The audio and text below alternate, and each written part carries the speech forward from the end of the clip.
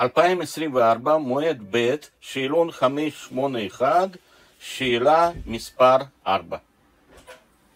נתון, המשולש ABC הוא חסום במעגל שמרכזו הוא משולש ABC, הוא חסום במעגל שמרכזו O. הנקודה E נמצאת על צלע BC. נקודה E נמצאת על צלע BC. זאת הנקודה E וזאת הצלע BC. נקודה F נמצאת על קטע BO. F נמצאת על קטע BO.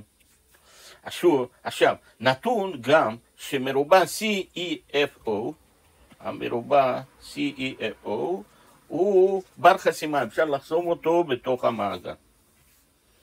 צריך להוכיח ש-EF שווה ל-EB. אז, שלב ראשון, BO שווה ל-CO, למה? שניהם רדיוסים. הם מחברים את מרכז המעגל עם נקודות שנמצאות על היקף המעגל. טענה שנייה, זווית CBO שווה לזווית BCO. למה? כי המשולש BCO הוא משולש ושוקיים. טענה שלישית, המרובע ECOF הוא בר חסימה. למה? נתון. עכשיו רגע, אם הוא בר חסימה, אז שני זוויות הנגדיות משלימות ל-180. זאת אומרת, אם ואנחנו נקרא זוויות B1 ו-C1 באלפא, אז הזווית EFO תהיה שווה ל-180 מינוס אלפא. למה? זוויות נגדיות במרובע חסום משלימות ל-180 מעלות. וזאת בעצם טענה רביעית. אם זאת אלפא, אז הזווית שמולה היא 180 מינוס אלפא. מה טענה החמישית? שזווית EFB שווה לאלפא. אם הזווית EFO שווה ל-180 מינוס אלפא, כמו שהראינו בשלב הקודם, אז זווית EFB שווה לאלפא. למה? זוויות צמודות משלימות ל-180 מעלות. אז רגע, בהתחלה ידענו שהזווית B היא אלפא. עכשיו הוכחנו שזווית EFB היא גם אלפא. עכשיו, אז אם זוויות הבסיס שוות, אז המשולש הוא שווה שוקיים. או מול זוויות שוות, צלעות שוות. זה המשפט יותר מדויק. זאת מהדורה יותר מדויקת של המשפט. מול זוויות שוות, צלעות שוות במשולש. ככה הוכחנו ש-BE שווה ל-EF. תנסו עכשיו לרשום את ההוכחה לפי השלבים. סעיף ב' נתון, מעגל חוסם את המרובע CEFO. מה זה CEFO? המרובע הזה CEFO. וזה המעגל שחוסם אותו. חותך את צלע AC בנקודה D. זאת הצלע AC והמעגל שלנו חותך אותו בנקודה D. המעגל שלנו חותך את AC בנקודה D. מושלם. ככה ש-ED מקביל ל-AB. זאת אומרת, הקטע ED מקביל ל-AB. אלו הנתונים. צריך להוכיח ש-EDOB, EDOB, המרובע הזה הוא מקבילית. שלב ראשון, קראנו כבר את הזווית B באלפא. אז טענה ראשונה, זווית B שווה לזווית EFB ושווה לאלפא. זאת טענה ראשונה. איך אנחנו יודעים את זה? מה הנימוק? הוכחנו את זה באלף. עכשיו, הטענה השנייה, זווית EFB היא אלפא. הטענה השנייה היא שזווית EFO היא 180 מינוס אלפא. למה? כי זוויות צמודות משלימות ל-180 מעלות.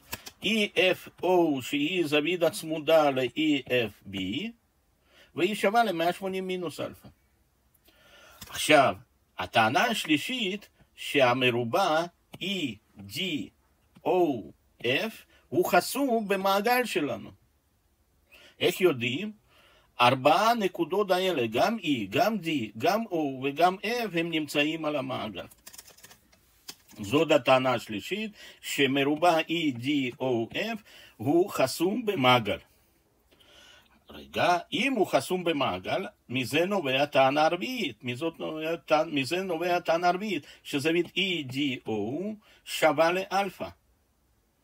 מה הנימוק? זוויות נגדיות במרובע חסום משלימות ל-180 מעלות. זאת אומרת, אם EFO הוא 180 מינוס אלפא, כמו שהראינו, אז הזווית EDO היא אלפא. מושלם.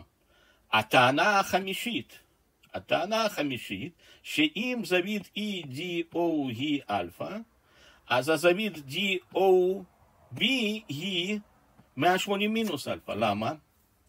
בגלל שהן שני זוויות חד צדדיות. תסתכלו, זה החותך, אלו שני הנחתכים, וזוויות האלה D וזווית DOB הם שני זוויות חד צדדיות, וכידוע זוויות חד צדדיות משלימות ל-180 מעלות. זאת אומרת, אם זווית EDO היא אלפא, אז הזווית DOB היא 180 מינוס אלפא.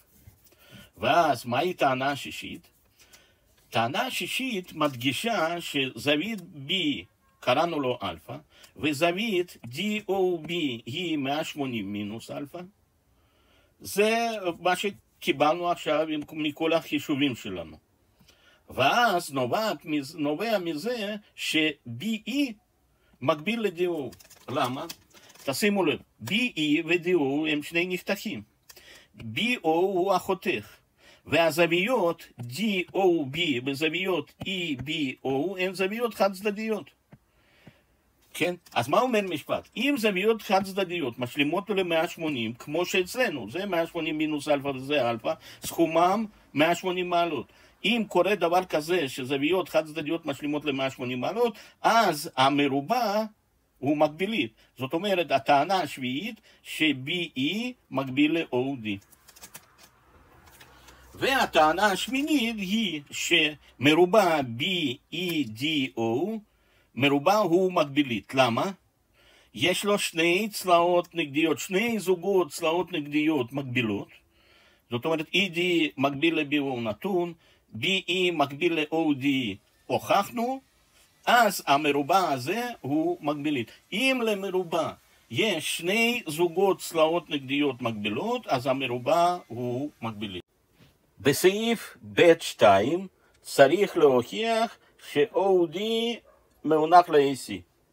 AC מאונח ל-OD. זה מה שצריך להוכיח. טענה ראשונה היא שקטע AB הוא קוטר. איך יודעים? נתון בסעיף א' שמשולש חסום במעגל שמרכזו הוא, ככה ש-AB הוא קוטר במעגל. נתון ש-AB הוא קוטר.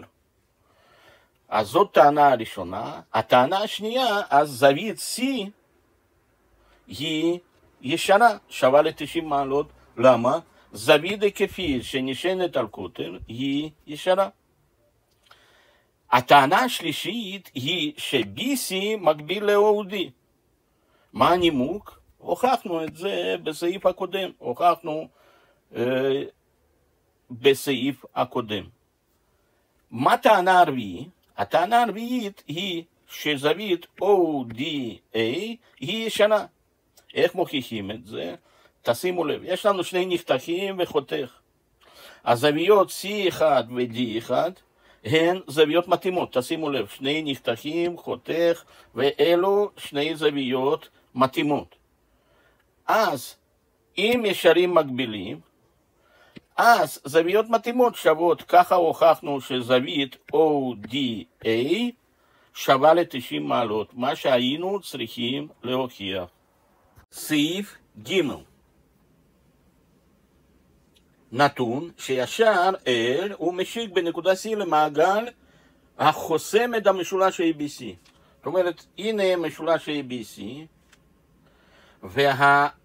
L הוא משיק למעגל הגדול שחוסם את משולש הירוק שלנו ABC. צריך להוכיח שהישר L הוא משיק גם למעגל הקטן, מעגל הכחול שלנו שחוסם את מרובע CEFO, שחוסם גם את המרובע הזאת. זאת אומרת שהמשיק הוא משיק גם למעגל הקטן. נתון שהוא משיק למעגל הגדול, וצריך להוכיח שהוא משיק גם למעגל הקטן. אז טענה ראשונה, L הוא משיק למעגל הגדול. איך יודעים? נתון. מה הטענה השנייה? הטענה השנייה ש-CO הוא בעצם רדיוס.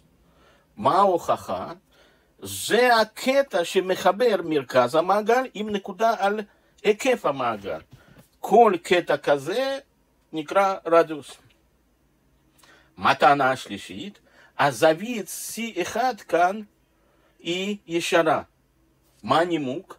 זווית בין רדיוס למשיק בנקודת ההשקה היא ישרה. הטענה הרביעית היא שזווית CDO היא ישרה. איך יודעים? הוכחנו את זה בסעיף הקודם, ש-OD מונח ל-CA. הטענה הבאה, הטענה החמישית, היא ש-CO הוא קוטר למעגל הקטן, מעגל הכחול. איך יודעים? אם זווית היקפית היא ישרה, אז היא נשענת על קוטר. זאת אומרת ש-CO היא קוטר. זאת טענה החמישית. מה הטענה השישית? הטענה השישית זה בעצם מה שאנחנו צריכים להוכיח. ש-L הוא משיק גם למעגל הקטן. איך מוכיחים את זה? מה נימוק לטענה הזאת? הרי OC הוא קוטר. הרי הזווית C1 היא ישרה, היא 90 מעלות. אז מה הטענה השישית? ש-L הוא משיק גם למעגל הקטן, מעגל הכחול. מה הנימוק? אם יש לנו בקצה הקוטר, אם יש לנו ישר שהוא מאונח לקוטר, אז הוא משיק למעגל.